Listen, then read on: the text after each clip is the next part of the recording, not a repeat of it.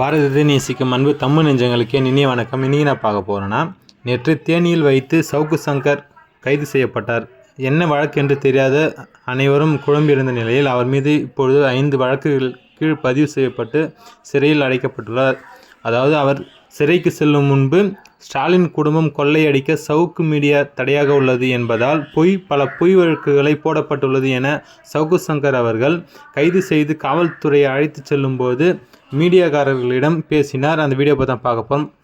அதே போல் எதிர்க்கட்சி தலைவர் எடப்பாடி பழனிசாமி அவர்களிடம் சவுக்கு சங்கர் பற்றி கேட்கும்போது அவர் நைஸாக நழுவி செல்லும் இந்த வீடியோ பற்றியும் பார்க்கலாம். இன்னும் நம்ம சேனலை சப்ஸ்கிரைப் பண்ணலாம், சப்ஸ்கிரைப் பண்ணிடுங்க. மறக்காம வீடியோக்கு லைக் பண்ணுங்கள், கமெண்ட் பண்ணுங்கள், ஷேர் பண்ணுங்கள். வாங்க வீடியோக்குள்ளே போகலாம்.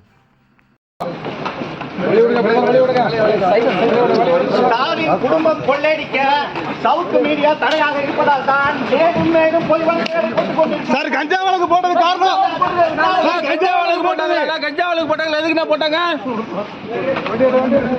சவுக்கு சார்